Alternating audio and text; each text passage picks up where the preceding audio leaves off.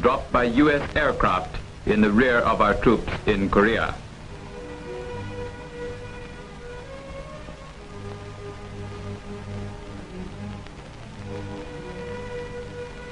Alan Winnington, correspondent of the London Daily Worker, records the evidence of the crime.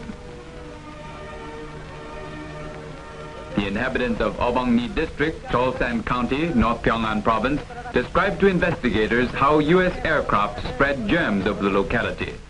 One of them says, on the evening of February 27th, an American military airplane, flying low, circled overhead several times. This aroused my suspicion. I went with this old man to see. Right at this spot, we found swarms of flies, spiders, and mosquitoes crawling. The old man who went with him that evening adds, the flies were different from ordinary ones. Their body, mouth, and legs are longer. They both say with certainty that these insects were dropped from American planes.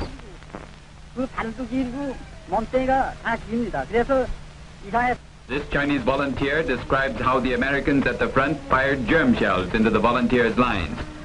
The Epidemic Prevention Corps scours the area for germ-infected objects dropped by U.S. aircraft. They have collected mice and other animals, medicinal powder and tablets, canned food, biscuits, chewing gum, cigarettes, socks, cotton, pork, twigs, leaves, rice, and millet.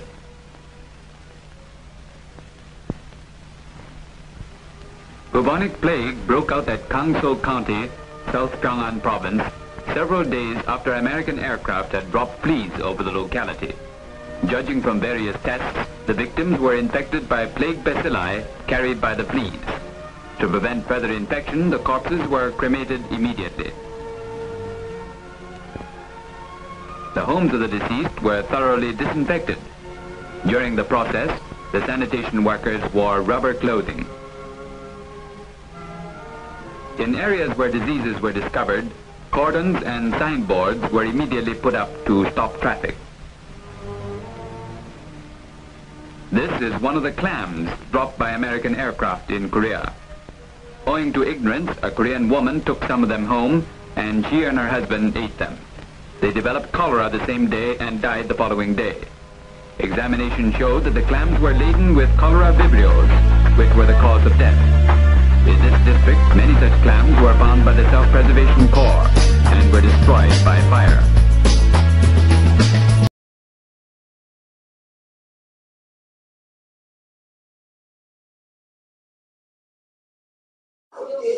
These orphans are the living embodiment of what North Korea says is a food crisis made even worse by a severe winter.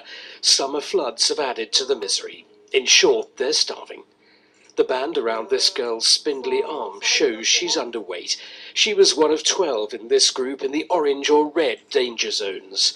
Without proper food and treatment, their very lives are at stake. Some children are so malnourished they need hospital treatment. Doctors say the food shortages are damaging their chances of recovery. Because of the flooding, the children are suffering from diarrhea and digestive problems. The flooding is the reason that the malnourished children are not recovering faster. This video was shot by Reuters, who were invited into the country by North Korea's government. Their visit to a key farming province in the nation's rural breadbasket was unprecedented. It was also tightly controlled. Nutrition experts from Médecins Sans Frontières who were with the team found cases of malnutrition at other similar institutions, but they say their findings are not statistically representative. Farm manager Pak Sudong says natural disasters have reduced food output drastically.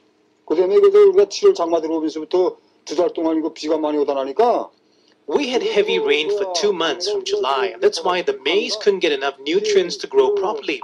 We now expect to harvest only 15% of the maize output we had originally planned.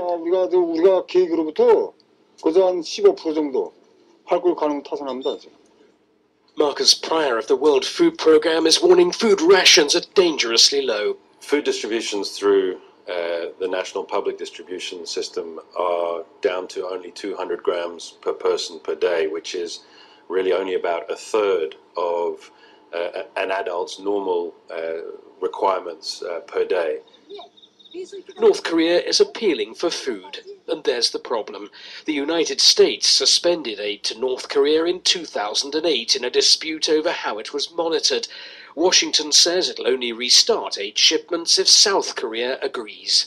South Korea is skeptical of Pyongyang's latest pleas for food, saying it's just ditched plans to send flood help because Pyongyang didn't respond to its offer. Caught in the middle are the residents of North Korea's rural areas, some of whom will pay with their lives.